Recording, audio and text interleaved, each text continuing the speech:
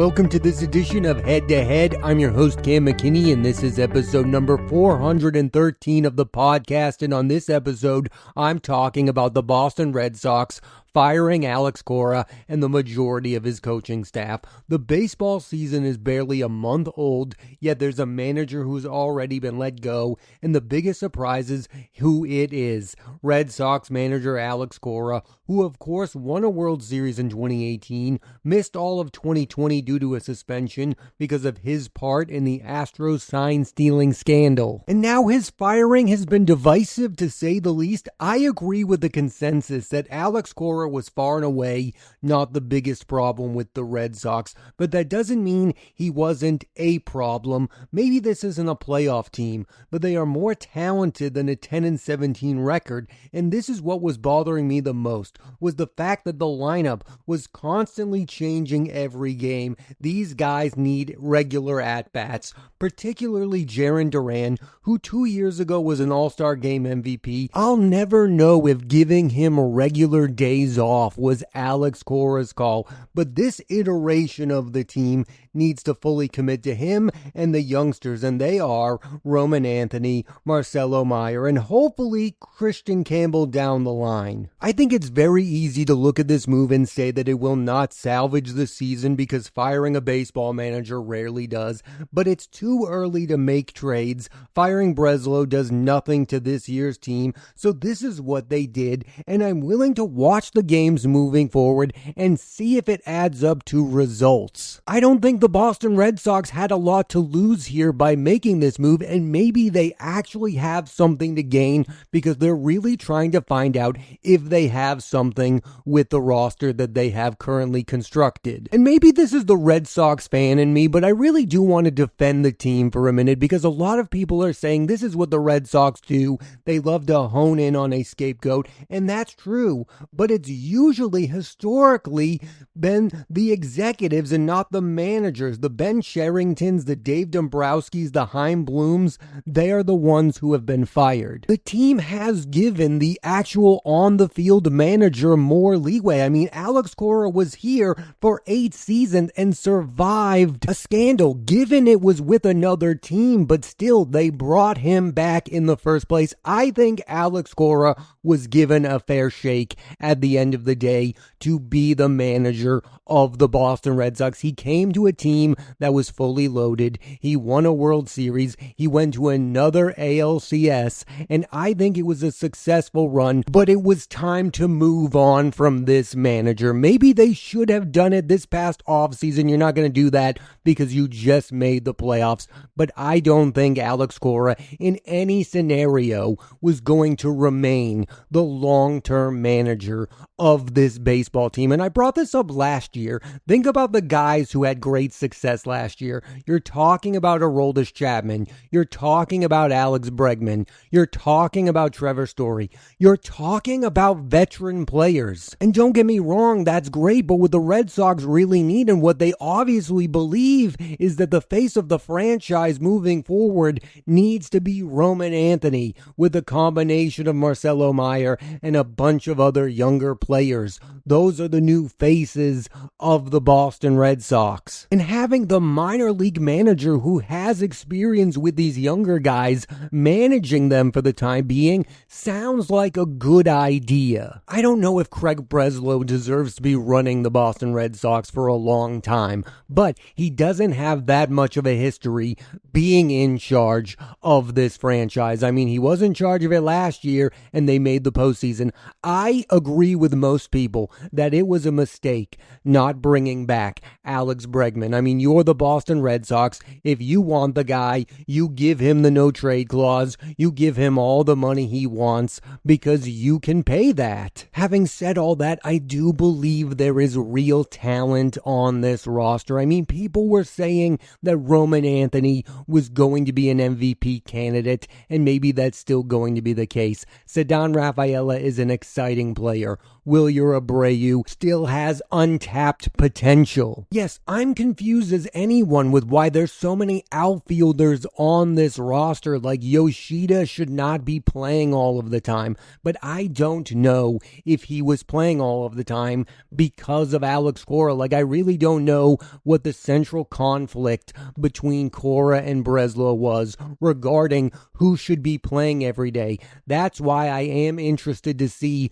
what this lineup is going to look like moving forward. Who is going to get the everyday at-bats? Are we going to live in a world where in a month from now, Marcelo Meyer is playing shortstop over Trevor Story? It's fair to criticize Breslow for the guys that he brought in to struggle. Like Sonny Gray hasn't been great. Caleb Durbin has struggled. Now Ranger Suarez is really starting to pick it up, but at first he was shaky at best. What I blame Alex Cora for is the guys who were already here coming off to cold starts. I mean, Roman Anthony looked and felt like a superstar during the WBC. So did Duran. So did Abreu at times. I mean, these guys put up offensive numbers in that tournament. Maybe I shouldn't take the WBC so seriously, but this is something that Alex Cora has notoriously done. He has gotten off to slow start after slow start, and I get it. After you win the World Series, you act like you're on top of the world. You don't need to get ready for the next season,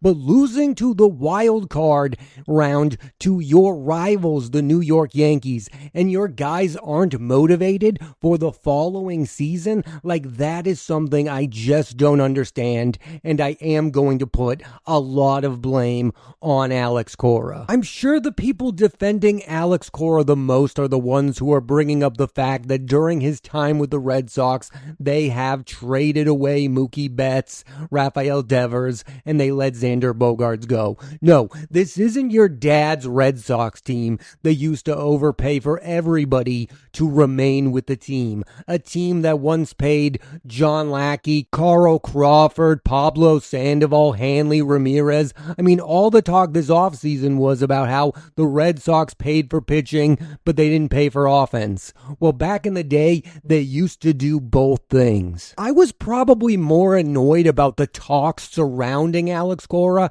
than the actual man himself, because when fans and media talk about this guy, they give him all of the credit when the team seemingly overperforms. But the minute they're bad, it's, well, he's in a bad situation. Look at the construction of the roster. I didn't hear any of that last year when this team, mainly intact, was a postseason team. Yes, they lost Alex Bregman. That's a big blow. But come on, this offense should be way better than it currently is. And I do put that on Alex Cora, and Alex Cora and his staff deserves a big portion of the blame. Now, did they deserve to be fired right now? I don't know. I'm willing to watch how things play out. If the Red Sox get a lot better, I'm going to say it has something to do with the fact that they walked away from Alex Cora. So much has been made about how the players are reacting to this firing. I mean, Trevor Story is uber upset that they have walked away from good coaches. Here's why I don't have a problem with that. It's coming from Trevor Story, a guy who at best is going to be a Red Sox for maybe one more season, if that. I mean, we're talking about a guy who could be traded at the trade deadline or earlier.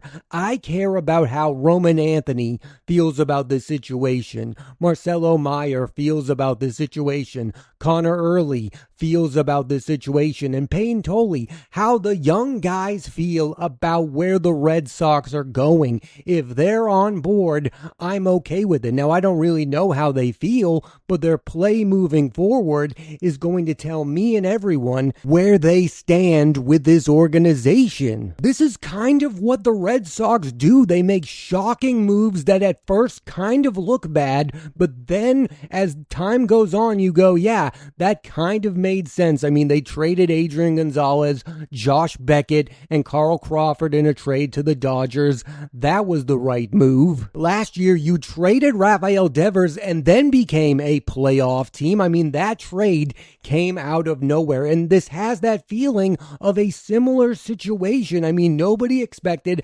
Alex Cora to go, but the Red Sox were playing really bad baseball. Maybe this is another addition by subtraction. I don't know what Alex Cora was bringing to that room. Maybe he was no longer the right choice to be the leader of the Boston Red Sox. I mean, over the last few years, there's been talks about how he wants to be an executive. I find that to be quite silly. The Red Sox were never going to make him the general manager of the team. Cora, to me, has become a guy that really only wants to manage veteran players like Trevor Story, like Alex Bregman. He doesn't want to deal with the Brian Bayos of the world who are developing. He doesn't really want to deal with the Roman Anthony. He wants to manage finished products, and sadly, the majority of this roster is not a finished product. Clearly, the Red Sox still believe they have an opportunity to compete at a high level this season, and I can't blame them because on paper, they have Garrett Crochet, they have Ranger Suarez, they have Sonny Gray. I think Brian Bayo is going to pitch better as the season goes on. They have Payne Tolley. They have options in their starting rotation, and the offense can only go up from here. I also have to imagine that Craig Breslow wants to prove a lot of people wrong by making this season work out. I think this is a guy who's going to be looking to make a drastic change to improve this offense instantly. I think he wants this year's Red Sox team to be very good, so people look at him as the face of the Red Sox moving forward, so he can say, I don't need Alex Cora. I can win games with Chad Tracy as my manager because of the roster I've given him. There's a real divide between Red Sox fans right now because there's so many that would have wanted them to go the other way and fire Craig Breslow. Like, I don't understand that personally. I've seen enough from Alex Cora. I have always thought of him as a very good manager who is at his best when the team is fully stacked and they're stars. I don't think he's the kind of manager who turns Caleb Durbin into an all-star, if that makes any sense. But I've seen him revitalize careers. I've seen it with Aroldis Chapman. Alex Cora deserves a tremendous amount of credit for the season that Chapman had last year. I also just think this is a situation where both sides were equally frustrated. Alex Cora must have been upset that the Red Sox weren't keeping guys they were trading for, like letting Kyle Schwarber go to the Phillies. The Red Sox obviously should have kept him. He's become a way better player since leaving Boston. And then I'm sure Alex Bregman leaving was the final turning point. I mean, that relationship between Cora and Breslow was probably never going to get any better because Craig Breslow wants to win deals, and that is something that people are irate about, is this idea that the Red Sox want to win every trade and every signing that they make. And I get not liking that. I mean, I was super upset with Danny Ainge by the end because the Celtics were always in trade talks to acquire a superstar player, but it never happened because Ainge never pulled the trigger. I mean, that is frustrating, but he was kind of right because Tatum and Brown ended up winning the NBA Finals. Maybe Craig Breslow is right in the kinds of players he wants to keep and the guys that he lets move on. Right now, he feels wrong about Alex Bregman. I mean, Bregman is on the Cubs, the hottest team in baseball right now, and Breslow is left firing his manager. It's just way too easy to be Team Alex Cora. Obviously, the fan base prefers the guy who won a World Series with the team over this new executive. I don't know enough about Craig Breslow's grand plan. I'm willing to give him a year or two to find out how he thinks this roster should be constructed. No matter which side you're on, Breslow or Cora, I think we can all agree that the main issue is the Red Sox are no longer willing to spend on one individual player a boatload of money. That is going to be a problem in today's baseball. They don't want to pay the Juan Sotos of the world. They were never in on Shohei Ohtani. The most money they've ever given a player was Rafael Devers at $313 million, and they ended up trading him away. I, as a fan, just became so used to them spending money on whoever they wanted. David Price? Yeah, we'll bring him in. Oh, he's not the guy we thought he was? Then we'll trade for Chris Sale, and we'll give him a boatload of money. Now, over the last few years, there's the talks of the guys they didn't bring in because they didn't want to pay them. Teoscar Hernandez, Pete Alonso, bats who would have made sense on this current roster, because what this team really lacks is a pure power hitter, a guy who you can pencil into the lineup every night, and at the end of the year, you know he's going to hit 35 homers and drive in 100 runs. Maybe it's hard to blame Alex Cora for the lack of production on offense, but it's just the other things I see the Red Sox being bad at. Like, let's take Carlos Narvaez, for instance. This is a guy who I've seen multiple times get called for catcher's interference. One would imagine it's the manager's job to make sure that never happens again. I mean, catchers know how to play the position and they know how to avoid interfering in a play. And I get that the counterpoint is maybe Carlos Narvaez isn't a good enough player to be the everyday catcher for the Boston Red Sox, and maybe that's a fair argument,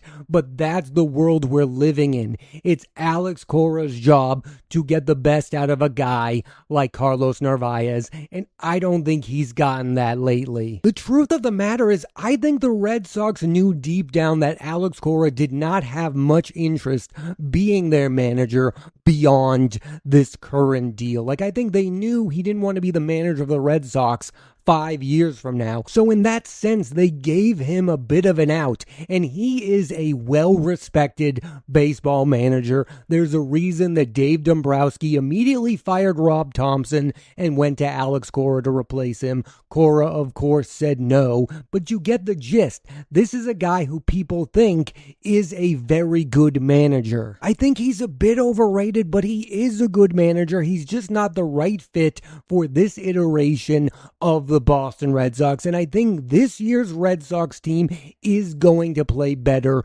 without him. I don't know if they're going to make the postseason. I don't know if they're going to go on an incredible run like I want them to. That's the fan in me that wants that all to happen. I see both sides of this. Following this team this year could be a complete waste of time, but I'm willing to see how this all ends up because they've surprised me before. I hated the Rafael Devers trade. I thought their offense was going to completely implode last year, but that team went on a run. And maybe this is the Red Sox trying to replicate that, saying, listen, we'll make this huge shakeup and maybe things will turn out in our favor. It's a risky proposition, but what really do the Red Sox have to lose? They were going nowhere fast. They weren't scoring enough runs. And I'm sorry, but kicking off Trevor Story is not that big of a deal. Yeah, obviously, he liked the guys. He liked the coaching staff. But at the end of the day, this was a team with expectations. Many people thought that this year's team was going to be better than last year's, even with the subtraction of Alex Bregman. Both sides are better for this move. I don't think Alex Cora was all in being the manager of this team. I don't know if Alex Cora is ever going to manage a baseball team again. I don't think the Mets are going to name him their next manager.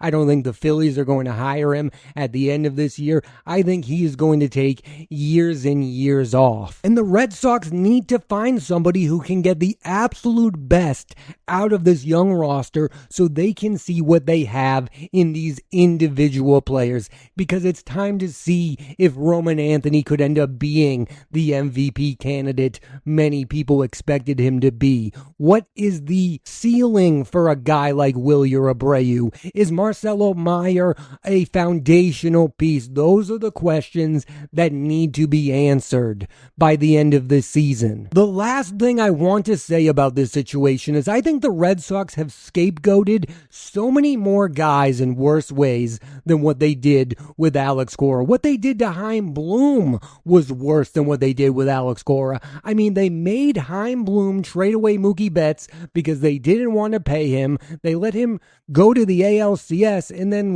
a year later, they got rid of him. This is another big thing that nobody's talking about, and I think it's one of the reasons they fired Alex Cora and not Craig Breslow. There are so many people who still want to manage the Boston Red Sox, but we know for a fact there are not that many people who want to run the front office of the Boston Red Sox. Craig Breslow was not the top choice. He wasn't the second choice. He was bottom of the barrel. Being the manager of the Red Sox is still a very good job. Being the GM or whatever fake title Craig Breslow has is not a great job because most of the time you're the one receiving the brunt of the blame. So Cora, thank you for 2018. It was one of the best years I've watched a baseball team ever had, but it's time for change and it's time for this team to think about the future. Thanks for listening to this edition of Head to Head. I'm Cam McKinney, and there'll be a new episode of the podcast every week on Apple Podcasts and Spotify, so please rate,